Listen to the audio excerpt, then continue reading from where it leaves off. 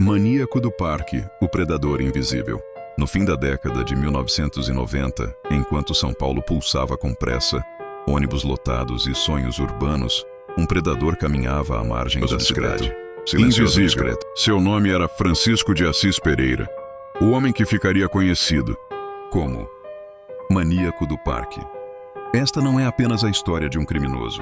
É a história de como a confiança pode matar, de como o mal se esconde em rostos comuns e de como dezenas de mulheres cruzaram com a morte sem saber. Francisco nasceu em 1967, em uma família pobre, marcada por instabilidade emocional, abandono afetivo e violência doméstica. Desde cedo, demonstrava comportamentos inquietantes, isolamento extremo, dificuldade de socialização e relatos posteriores de abusos físicos e psicológicos. Não era um menino agressivo, era um menino tio ausente. Na adolescência, passou a apresentar sinais claros de distorção sexual.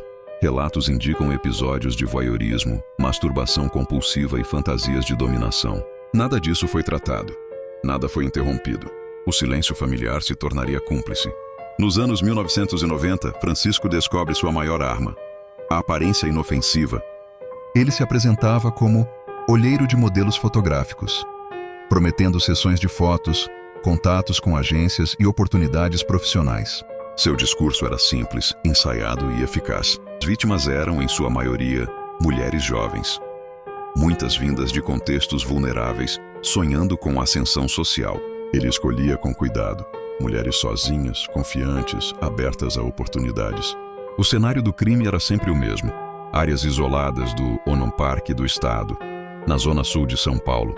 Trilhas, mato fechado, silêncio absoluto. Ali, o disfarce caía. Ao chegar ao local, Francisco mudava. A voz ficava fria, o corpo tenso. A máscara inútil. Ele estuprava, torturava e assassinava suas vítimas por estrangulamento. Em alguns casos, praticava necrofilia.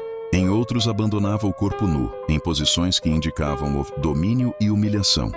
O padrão era claro, mas a polícia ainda não o via. Durante meses, corpos começaram a aparecer. Depois, como coincidência, o erro custaria vidas. Entre 1997 e 1998, ao menos, 7 mulheres foram assassinadas. Embora o número real possa ser maior. Outras dezenas sobreviveram e seriam fundamentais para o fim do pesadelo. A imprensa começa a falar em um serial killer. O nome Maníaco do Parque surge nos jornais. Mulheres passam a desconfiar de qualquer convite, qualquer promessa, qualquer estranho simpático demais. As vozes que o entregaram. Diferente de muitos serial killers, Francisco cometeu um erro fatal. Deixou vítimas vivas. Algumas mulheres conseguiram fugir, outras foram abandonadas desacordadas. Elas procuraram a polícia, relataram o mesmo homem, a mesma história, o mesmo local. Retratos falados começaram a circular. A caçada finalmente teve início. Em agosto de 1998, Francisco é reconhecido por uma vítima em uma delegacia. Ele não reage, não foge, não nega. Preso, confessa os crimes com frieza perturbadora. Descreve cada assassinato com detalhes. Em nenhum momento demonstra arrependimento, apenas racionaliza. Para ele, as vítimas eram objetos. E o parque, seu território. Laudos psiquiátricos apontaram transtorno de personalidade antissocial, combinado com parafilias severas.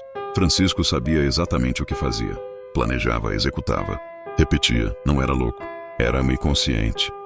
Sua maior excitação vinha do controle absoluto sobre a vida alheia. O crime não era impulso, era ritual. Francisco de Assis Pereira foi condenado a mais de 280 anos de prisão. Pena máxima permitida pela legislação brasileira à época. Hoje cumpre pena em regime fechado. Envelheceu, perdeu força. Mas o nome permanece, como um lembrete sombrio de que o mal não grita. Ele sussurra. O caso do Maníaco do Parque mudou protocolos policiais, influenciou investigações de crimes em série no Brasil e entrou definitivamente para a história criminal do país.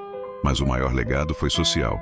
Mulheres aprenderam a força que na violência nem sempre vem com o rosto ameaçador. Às vezes ela vem com um sorriso, uma promessa e um convite para uma foto.